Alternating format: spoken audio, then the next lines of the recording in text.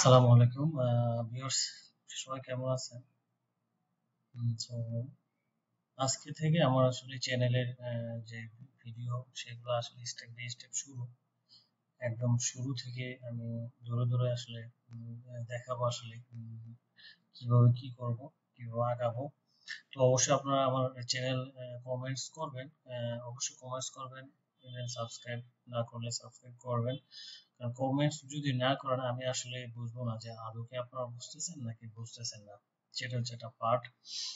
আর আজকে যে টপিকটা নিয়ে আমি কথা বলবো, আজকে থেকে আমার মূল ভিডিও দেওয়া শুরু, সেটা হচ্ছে ইমেল সিকিউরিটি। ইমেল সিকিউরিটি বলতে আমরা কি বুঝি? আমরা আসলে ইমেলের যে নিরাপত্তা দেওয়া, এই জিনিসগুলো বেসিক্যালি হয়তো আমরা বুঝি। আসলে আমরা যখন কোনো ইমেল রিসিভ করি, সেটা আমার পার্সোনাল ইমেল হোক অথবা বিজনেস ইমেল, লাইক অফিসের যে ইমেল ইউজ করি অথবা আমরা সেন্ড করি, এই ইমেল রিসিভ এবং সেন্ড করাতে আমরা আমরা এতটুকু কাজ করি, বা এর বিহাইন্ডে কি কাজ করে আসলে একটা মেইল যে আসতেছে, সেন্ড হচ্ছে, রিসিভ করতেছি, এর এগেইনস্টে আসলে কোনো কিছু কাজ করতেছি কিনা, নাকি আমরা এমনিতে আসলে পেয়ে যাচ্ছে সবকিছু। না, বিষয়টা এমন না।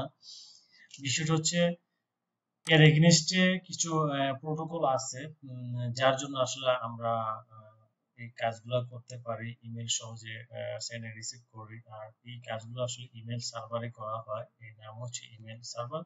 আর ওই ইমেল সার্ভারের একটা পার্ট হচ্ছে the email security. Okay, so আমি শুরু করতেছি আসলে। সো চলুন, কথা না বাড়িয়ে আসলে মূল টপিকে যাই। সো ইমেল সিকিউরিটিতে যে এজেন্ডা আছে, সেটা হচ্ছে তিনটা পার্ট মেইনলি কাজ করে সিকিউরিটির জন্য। সেটা হচ্ছে, একটা হচ্ছে sender policy framework, SPF, domain keys identified mail, DKIM, যেটা শর্ট ফর্ম। আর থার্ড যেটা এটা হচ্ছে ডিমার্ক রেকর্ড, সেটা শর্ট ফর্ম। আর domain based message authentication reporting and control mails. এই তিনটা পার্ট আসলে শুধু ইমেলের সিকিউরিটির জন্য কাজ করে, to prevent anti spam, phishing, spam, unauthorised email access. এই জিনিসগুলো আসলে এই তিনটা রেকর্ড নিয়ে কাজ করে। সো বেসিক্যালি আজকে আমি থিওরি পার্টটা নিয়ে কথা বলবো। নেক্সট টপিকে আমি অবশ্যই এটা ফিজিক্যালি আমি এটা কিভাবে রেকর্ডটা কাজ করে, কিভাবে এস্টাবলিশ করতে হয়, কোথায় এই রেকর্ডটা দিতে হয়, এই জিনিসগুলা ফিজিক্যালি আমি দেখাবো। আজকে আমি দেখাইতে গেলে অনেক লম্বা হয়ে যাব, সো আজকে আমি দেখাবো না। নেক্সট যেটা আছে, আমি সেন্টার পলিসি ফ্রেমওয়ার্ক, এসপিএফ, এটা নিয়ে কথা বলবো। Basically sender policy framework, SPF, এটা কি আসলে, এটা কোন পারপাস আমরা ইউজ করব? So SPF is an email authentication method that helps prevent email spoofing. So এটা থেকে আমরা বুঝতে পারি সেটা হচ্ছে ইমেল স্পফিং অথবা স্পাম মেল, এই জিনিসগুলা প্রতিরোধ করার জন্য সেটা অথেন্টিক হিসেবে কাজ করে। It allows domain owner specify which mail server are authorized to send emails on behalf their domain. এটা আসলে এটা একটা ডোমেইনের নিজস্ব পার্ট হিসেবে কাজ করে। আর যে যে একটা ডোমেইনে যে মেল সার্ভার থেকে এটা অথরাইজ হিসেবে সেন্ড করে আদার্স একটা ডোমেইনের আন্ডারে, ওই ডোমেইনটা চেক করে আসলে এই ডোমেইনের এসপিএফ রেকর্ড আছে কিনা। ওকে, এটা হচ্ছে এটার পার্ট। আর এই রেকর্ডটা আসলে একটা ডোমেইন, রাইট? ডোমেইন মিন্স আপনার বিজনেস মেইল। সাপোজ আপনি পিটিএল এ বাঙ্গালিঙ্কে কাজ করেন, সো abc@bangalink.com, এই যে বাঙ্গালিঙ্ক যে ডোমেইনটা, লাইক আপনার অফিসিয়াল ওয়েবসাইটের যে নাম, এটাই আসলে ডোমেইন বলে সব ফর্মে। সো ওই ডোমেইনটার উপরে এই রেকর্ডটা করা হয়। Okay, basically. আর হাউ ইট ওয়ার্কস, সো এটা কিভাবে আসলে কাজ করে? Domain owners create SPF record on their DNS setting. আমি লাইক আই সেড, আমি বললাম মাত্র যে এটা ডিএনএস রেকর্ডে ডোমেইন ওনার্স, যার যে ডোমেইন, ওই ডোমেইন ওনার্স এর নিজেদের ডিএনএস সেটিং এটা করা হয়, listing the IP address or domain authorised mail server. Just mail server authorise করার জন্য এই রেকর্ডটা দেওয়া হয়। এটা হচ্ছে ডিএনএস রেকর্ড। হ্যাঁ, সো ডিএনএস টা কি, আমি প্রয়োজনে আরেকটা পার্টে আমি কথা বলবো। ডিএনএস লাইক একটা নাম, ডোমেইন নেমিং সিস্টেম। আমরা যখন ওয়েবসাইট ব্রাউজ করি অথবা হোয়াটএভার আমরা ব্রাউজ করি গুগল অথবা আদার সাইটে, এই যে আমাদের ব্রাউজ করার সাথে সাথে আমরা যে পেয়ে যাচ্ছি ক্রিকেট crickbuzz.com, এই যে crickbuzz.com সার্চ করার সাথে সাথে যখন আমাদের ক্রিকেটের যে আমার স্কোর চলে আসছে, কিসের থ্রুতে আসছে, এটা হচ্ছে ডিএনএস এর থ্রুতে আসছে। প্রত্যেকটা নামের এগেইনস্টে, প্রত্যেকটা নামে একটা ডোমেইন ডিএনএস, আর এটার এগেইনস্টে আইপি কাজ করে। যখন আপনি নামটা আপনি দিয়ে সার্চ দিবেন, তখন হচ্ছে আইপি থ্রুতে সে আপনার ওয়েবসাইটের যে আপনি যা খুঁজতেছেন, আপনার ডেস্টিনেশন সবকিছু আপনার ফ্রন্টে চলে আসতেছে। ওকে, so when an email is received, the recipient mail server check the SPF record to verify if the email came from an unauthorized source. যখন একটা ইমেল রিসিভ করে, তো রিসিপিয়েন্ট সার্ভার সে এসপিএফ রেকর্ডটা চেক করে, যদি সেটা ভেরিফাই না হয়, আনঅথরাইজড সোর্স থেকে যদি না আসে, যদি সে ভেরিফাই করে যদি এই মেলটা কোনো অথরাইজড সোর্স থেকে আসে, আর যদি sender server, if the sending server matches the SPF record, the email passes the SPF check, otherwise it may be marked spam or reject। আর যদি সেটা যদি এসপিএফ রেকর্ডটা শুধু যদি ভেরিফাই না করে, আদারওয়াইজ সেটা মার্ক করে যে মেলটা স্প্যাম অথবা রিজেক্টে যাবে। মানে মূল কথা হচ্ছে এসপিএফ রেকর্ডটা, সেন্ট্রাল পুলিশের ফ্রেমওয়ার্ক, এটা হচ্ছে আপনার ডোমেইন, আপনার ইমেইলের যে অথেন্টিকেশনের জন্য এটা কাজ করে। সো নেক্সট যেটা আসে হচ্ছে DKIM or domain keys identified mail. এটার সাথে সবকিছুর সাথে আসলে রিলেটেড তিনটা পার্ট একই সাথে কম্বিনেশন, একটা পার্টের অ্যাবসেন্স আর একটা পার্ট, দুইটা পার্ট যদি থাকে তাহলে পারফেক্টলি মেল কাজ করবে না, স্প্যামে যাবে আর রিজেক্ট হবে অথবা আনডেলিভারি হবে। সো ডিকেআইএম জিনিসটা কি? Domain case identifier is an email authentication method that helps to verify the legitimacy of the email message. মানে ইমেলের মেসেজে আমরা যখন ইমেল সেন্ড করি, এটা বডিতে যা যা থাকে এই জিনিসটা হচ্ছে ডিকেআইএম সেটা সিকিউর করে, ইভেন সেটা একটা লেগেসি যে অথরাইজ দেয় যে হ্যাঁ এটা একটা আইডেন্টিফাইড মেল, এটা তুমি রিসিভ করো। সো অ্যাকচুয়ালি ডিকেআইএম সে দুইটা পার্ট নিয়ে কাজ করে, একটা হচ্ছে প্রাইভেট, তার দুইটা কি আছে, একটা প্রাইভেট কি আর হচ্ছে পাবলিক কি। ওকে, নেক্সট আমরা এটা দেখব এটা। So signing the email, when an email is sent, the sender email server create a unique digital signature for the message. So আমরা বুঝতে পারছি, যখন আপনি একটা ইমেল সেন্ড করেন, the sender mail server মানে আমার মেল সার্ভার একটা ইউনিক ডিজিটাল সিগনেচার সে ক্রিয়েট করে। এটা লাইক একটা সিগনেচার, এটা ভার্চুয়ালি, সেটা আসলে ওইরকম কোনো সিগনেচার না দেখার মতো। এটা হচ্ছে আপনার নেটওয়ার্কিং অথবা আপনার ইমেলের ক্ষেত্রে একটা সিগনেচার থাকে লাইক দ্যাট, আমি দেখাবো সেটা physically. This signature is generated by the hashing specific parts of the email like headers and body। আর এই ইমেলটা জেনারেট করে বাই পাসিং পার্টস, মানে আমরা যখন হেডার এবং বডিতে ওই বডির অনুরূপে সেটা জেনারেট করা, and the encryption that hash with the private key, এবং সেটা প্রাইভেট কি আকারে সেটা এনক্রিপ্ট করা হয়। Only the sender has access, only the, আমি যদি মেলটা পাঠাই এটা শুধু আমি অ্যাক্সেস করতে পারবো, সেই হিসাবে সেটা অটোমেটিক্যালি জেনারেট হয়, এটা এনক্রিপ্টেড হয়। Second term, adding the DKIM signature. This digital signature, a digital signature added to the email as a DKIM signature header. এই ডিজিটাল সিগনেচারটা DKIM সিগনেচারের সাথে হেডারে এটা অ্যাড হওয়া।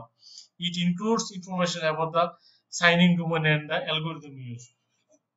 And এটাতে হেডারে যে ইনফরমেশন এই জিনিসগুলা ইউজ হয়।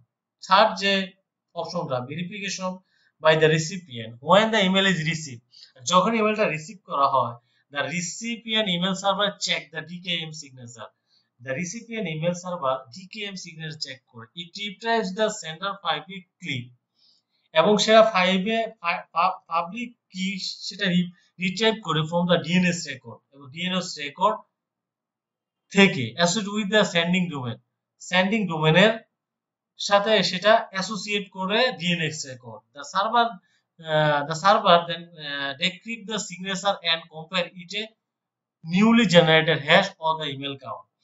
তারপর সে যে পাবলিক কিটা সেটা সে ডিক্রিপ্ট করে তখন সেটা সে জেনারেট করে এটা একটা newly email content validation. If the header match, যদি হেডারটা ম্যাচ করে, it comes that the email was not altered in transit, that it indeed came from the claim domain. যখনই এটা ভ্যালিডেশন হয় তখনই সেটা রিসিভ করে, otherwise if they don't match, যদি match না করে, it includes potential tampering or spoofing, তখন সেটা স্পাম অথবা স্পুফিং হিসেবে কাউন্ট হয়।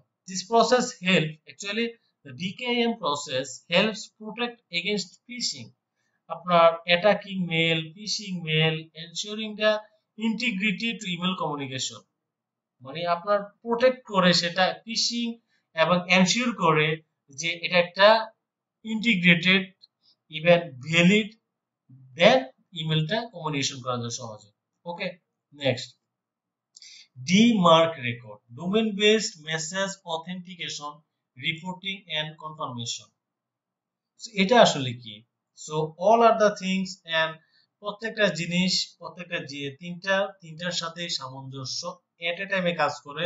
সো সিমিলারলি প্রত্যেকের কাজটা প্রত্যেকের সাথে সামঞ্জস্য দেখতে পাচ্ছেন, মনে হয় প্রত্যেকটা টার্ম সিমিলার, তবে একটা অ্যাবসেন্স আরেকটা অ্যাবসেন্সে will be perfect work. Okay, so purpose DMARC builds on SPF DKIM domains কি DMARC রেকর্ডটা সেটাই বিল করে SPF এবং DKIM record to provide a way for a domain owner to protect their domain from unauthorized use such as phishing and spoofing.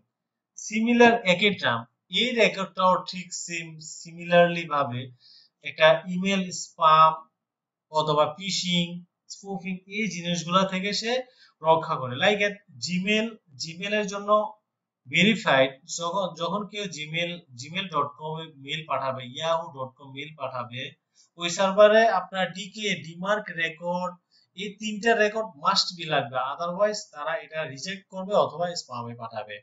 আমি সেটা অবশ্যই physically check করে আপনাদেরকে দেখাবো। How it works. DMARC allows domain owners to publish a policy in their DNS record that tells receiving mail server what to do if an email fails SPF or DKIM check, reject, quarantine or allow.